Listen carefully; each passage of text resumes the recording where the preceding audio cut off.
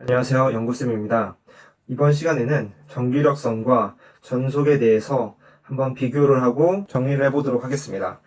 네, 이 전기력선과 전속은 이제 너무나도 비슷한 개념이기 때문에 우리가 공부를 하다 보면은 두 가지 개념에 대해서 상당한 혼란스러움을 가지게 됩니다. 전기력선은 많이 들어봤죠? 근데 전속은 조금은 생소합니다. 그래서 전속이란 것을 이제 네이버에 검색해 보면은 뭐 전기력선의 다발이다 또는 전기력선의 묶음이다 이런 얘기가 나옵니다.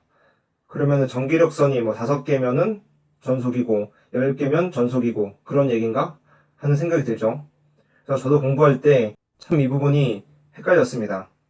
그리고 제가 내린 결론은 전속은 전기력선의 다발이라고 표현하는 것은 맞지 않다라는 결론을 내렸습니다.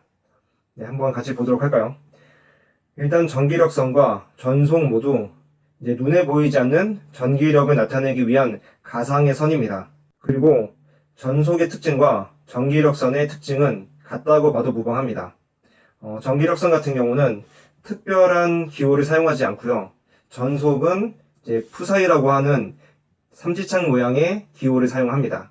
근데 실제로는 푸사이라는 용어가 많이 쓰이지 않기 때문에 삼지창 모양을 봤어도 이거 전속의 기호를 읽거나 그런 경우는 잘 보지 못했을 거라고 생각합니다.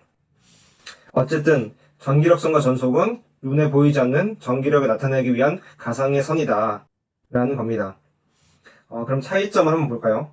이제 이 차이점이 중요한데 가우스라는 사람이 발견한 가우스의 정리가 있습니다.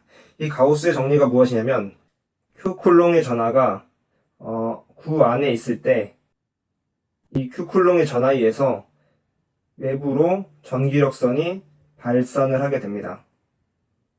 수직으로 발산을 하게 됩니다.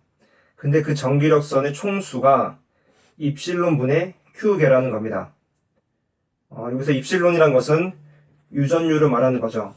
즉 물질마다 가지고 있는 유전율이 다릅니다. 그래서 전기력선의 총수는 입실론분의 Q개다. 즉 유전율의 영향을 받게 된다는 것입니다. 반면에 전속의 총수는 Q개랑 같습니다. 즉 Q가 10이라면 전속의 총수도 10개가 된다는 얘기입니다.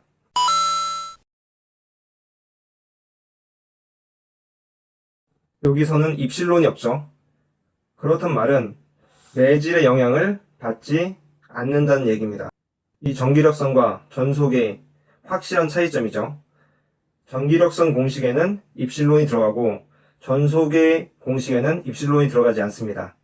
즉 전기력선이란 개념은 매질에 따라서 그 눈에 보이지 않는 가상의 선이 개수가 변한다는 걸 말하고 전속이란 개념은 그 눈에 보이지 않는 선이 매질에 상관없이 Q쿨롱계의 전하에서는 Q개만큼의 전속이 나온다라는 이야기입니다.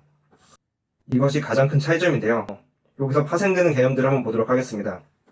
우선 전개의 세기를 보면 전개의 세기 E는 이 전기력선의 총수 나누기 면적입니다. 즉 단위 면적당 전기력선의 개수를 말하는 거죠.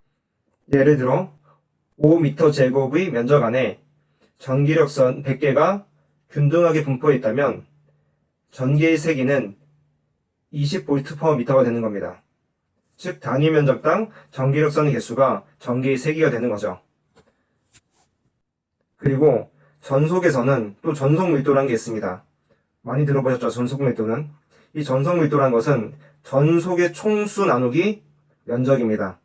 그래서 단위 면적당 전기력선의 개수는 전개가 되고 단위 면적당 전속의 개수는 전속밀도가 되는 것입니다. 그리고 이 두 가지 사이에는 이제 관계되는 공식이 있는데요. 바로 전속밀도 D는 유전율 곱하기 전개의 세기라는 겁니다.